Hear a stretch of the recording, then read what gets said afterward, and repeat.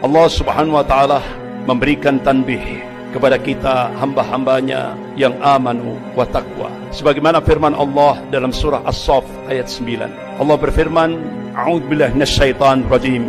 Huwallazi arsala rasulahu bil huda wa dinil haqq liyudhhirahu 'alad dini kullih walau karihal musyrikun. Dialah Allah yang mengutus rasulnya dengan membawa al-huda, yaitu Al-Qur'anul Karim, wa dinil haqq, dan agama Allah yang hak, yaitu ad-dinul Islam. Liyudhhirahu 'alad dini kullih, agar Allah menangkan di atas semua agama-agama ini, walau karihal musyrikun, walaupun orang musyrik benci, walau karihal kafirun, walaupun orang kafir benci, tetap Islam akan dimenangkan oleh Allah Subhanahu wa ta'ala. Allah Subhanahu wa ta'ala meyakinkan pada hamba-hambanya yang amanu wa taqwa. Wa man nasru illa min indillahil azizil hakim. Jadi kemenangan itu datangnya dari Allah yang maha perkasa lagi maha bijaksana ini. Jadi masa depan ada di tangan Islam. Bahkan Allah berjanji, wa kana haqqan alaina nasrul mu'minin. Kewajiban kami, kata Allah, memenangkan golongan mukmin. Ini yang dikabarkan oleh Allah Subhanahu wa ta'ala kepada hamba-hambanya yang amanu wa taqwa. Bagaimana kita melihat reaksi daripada golongan kafir, terutama sekali lembaga-lembaga riset dunia, pakar-pakar sejarah dunia. Salah satu di antaranya yaitu Arnold Toynbee. Beliau pakar sejarah dari Britania. Tahun 1954 dia sudah melakukan riset, dan hasil risetnya ini dibukukan, dan bahkan buku itu jadi bestseller. Judulnya Civilization on Trial, ujian atas peradaban. Arnold Toynbee ini seorang pakar sejarah. Dia mengakui bahwa dia seorang kafir yang kafah, tapi karena dia pakar sejarah, dia objektif. Ditulis dalam buku Civilization on Trial itu, Islam pernah memimpin dunia ini sepanjang 1353 tahun, dan itu diakui oleh pakar-pakar sejarah dunia, baik muslim maupun non-muslim. Kemudian dia tulis dalam bukunya Civilization on Trial itu, peradaban Islam ini akan menjadi tantangan terberat bagi kapitalisme global. Dan dia tulis, pusat komunisme internasional akan tumbang, bahkan kapitalisme Amerika akan tumbang. Islam akan kembali memimpin dunia ini. Artinya apa? Dia seorang pakar sejarah non-muslim, dia objektif, dia tulis itu. Dia yakini bahwa masa depan ada di tangan Islam. Tapi di akhir tulisannya, dia tunjukkan bahwa dia sebagai seorang kafir yang kafah. Dia berdoa, semoga itu tidak terjadi. Bahkan agar lembaga riset dunia milik golongan kafir, yaitu The Pew Forum on Religion and Public Life, dia melakukan riset di seluruh dunia tahun 2005. Ternyata dari riset tahun 2005 itu, dia simpulkan 1 dari 4 penduduk dunia ini adalah muslim. Artinya apa? Perkembangan muslim sangat luar biasa. Perkembangan Islam dalam lingkup global sangat luar biasa. Bahkan jumlah umat Islam seluruh dunia tahun 2005 itu di total hampir 2,6 miliar. Akhirnya dia melakukan riset lagi, perkembangan dunia Islam 2010 sampai 2050. Hasil risetnya dipublish. Jadi diprediksi 2010 sampai 2050 perkembangan umat Islam akan naik drastis 73%. Bahkan dia publish hasil risetnya, Eropa akan muncul 50-50, 50% Muslim, 50% non-Muslim. Bahkan Kardinal Republik Ceko, jadi di bawah Paus, Kardinal Republik Ceko memberikan statement di media internasional, Islam masuk Eropa dengan kekuatan spiritual. Dan itu benar-benar mengagetkan seluruh dunia. Jadi ternyata terjadi syahadat massal besar-besaran di kawasan Eropa. Asyhadu an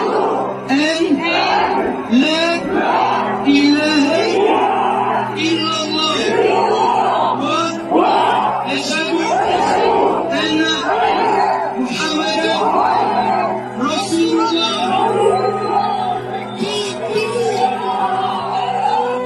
Bahkan di Eropa, jumlah Muslim terbesar seluruh daratan Eropa itu ada di Perancis. Hampir 7 juta lebih umat Islam ada di Perancis. Bahkan ketika Presiden Perancis Emmanuel Macron melakukan gerakan Islamofobia dengan menggunakan institusi negara, mereka melihat, dianggap Islam akan melemah.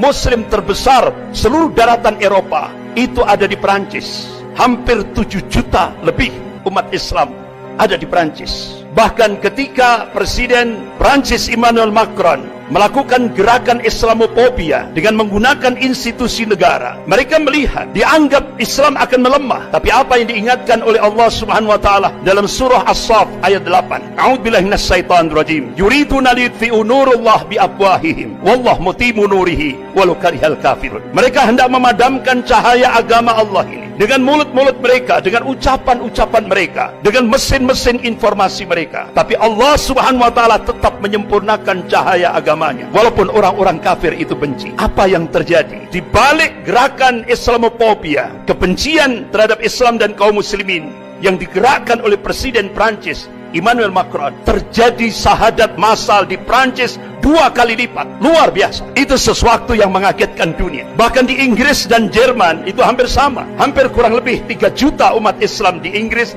dan kurang lebih 3 juta umat Islam di Jerman. Bahkan hampir 20 gereja di Inggris dijual. Dan salah satu di antaranya ada satu gereja katedral di pusat kota London. Itu dibeli oleh salah seorang tokoh muslim yang dulunya dia musisi pop dunia, Kit Stevens. Alhamdulillah, Allah berikan hidayah, berubah namanya menjadi Yusuf Islam. Jadi gereja katedral yang terbesar di pusat kota London itu dibeli oleh Yusuf Islam dan dirubah jadi Islamic Center, dan sekarang benar-benar menjadi pionir di Inggris, di kota London. Bahkan di Inggris juga banyak wali kota muslim. Luar biasa. Jadi perkembangan Islam luar biasa. Bahkan di Argentina yang kita belum pernah tahu, di sana ada perkembangan Islam luar biasa. Ada 750.000 kaum muslimin. Bahkan di pusat Katolik dunia, di Italia, di Vatikan, Roma, beberapa waktu yang lalu sudah diresmikan masjid terbesar untuk menampung hampir 1 juta kaum muslimin, yaitu di Roma, Vatikan. Luar biasa. Jadi perkembangan kaum muslimin, benar-benar apa yang dilakukan riset oleh The Pew Forum on Religion and Public Life, ini sebuah realitas, sebuah fakta. Jadi diprediksi 2010 sampai 2050 peningkatan jumlah kaum muslimin diprediksi 73%.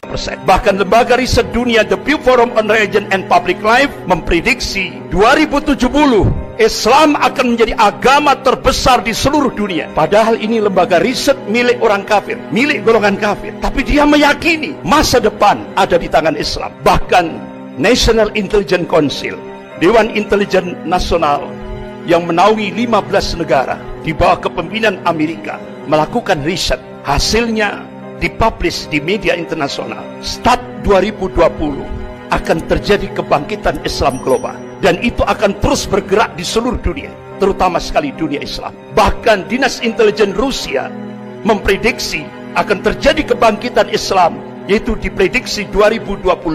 Rasulullah SAW mengabarkan kepada umatnya, qala Rasulullah SAW, innallaha yab'atsu li hadhil ummah ala ra'si kulli mi'atin sanatin mayyujaddidu laha dinaha. Rawahu Abu Dawud. Rasulullah mengabarkan, sesungguhnya Allah akan memunculkan, akan membangkitkan di tengah-tengah umat ini dalam setiap penghujung 100 tahun, yaitu seorang al-mujaddid, pembaharu di dalam agama ini.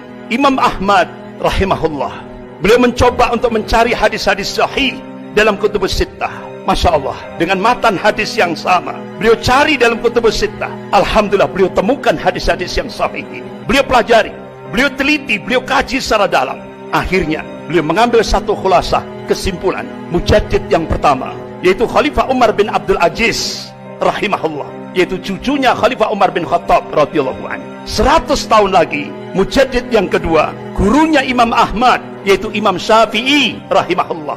Kemudian 100 tahun lagi, jawabannya wallahu a'lam, hanya Allah yang tahu. Beberapa ulama-ulama dunia, salah satu di antaranya yaitu wakil sekjen Rabithah Ulama Palestina di Bilad Syam, beliau adalah Syekh Dr. Abu Bakar Al-Awawidah. Selama di penjara Israel, beliau mencoba melakukan riset dengan pijakan Al-Quran dan As-Sunnah dan kitab-kitab yang ditulis oleh ulama-ulama Ahli Sunnah. Akhirnya beliau mengambil satu kesimpulan, insya Allah kalau beberapa ulama-ulama Ahli Sunnah melakukan hitungan matematis, dan itu hijriyah, tapi dicoba dimasehikan, insya Allah akan terjadi Sofatul Islamiyah itu 2024, berarti kurang 3 tahun lagi. Tapi semuanya wallahu a'lam, hanya Allah yang tahu. Dari hasil kajian ulama Syekh Dr. Abu Bakar Al-Awawidah ini, akhirnya apa yang terjadi? Ketahuan oleh tentara Israel, oleh polisi Israel, sehingga di penjara Israel Syekh Dr. Abu Bakar Al-Awawidah kedua matanya disinar sampai buta, fisiknya disiksa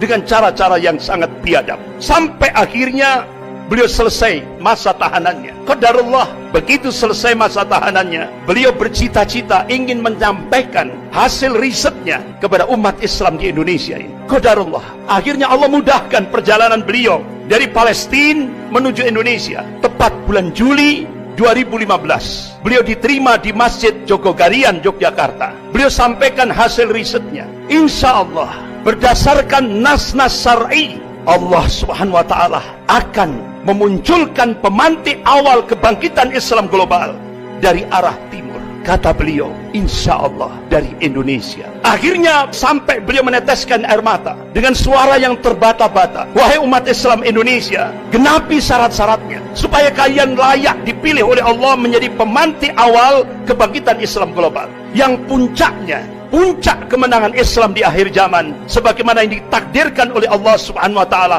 Rasulullah mengabarkan, qala Rasulullah sallallahu alaihi wasallam fi Baitul Maqdis wa akna fi Baitul Maqdis. Ini hadis sahih rawahu Ahmad. Jadi pusat kemenangan Islam di akhir zaman Allah takdirkan di Baitul Maqdis dan di sekitar Baitul Maqdis, Palestina, bukan di Mekah, bukan di Madinah. Inilah yang dikabarkan oleh Rasulullah sallallahu alaihi wasallam dan satu hadis sahih rawahu Ahmad. Tapi pemantik awal itu diharapkan akan muncul dari arah timur, yaitu Indonesia. Bahkan terjadi ijtima' ulama seluruh dunia. Semua berdoa, mudah-mudahan Allah jadikan Indonesia menjadi pemantik awal kebangkitan Islam global. Dan itu diprediksi 2024.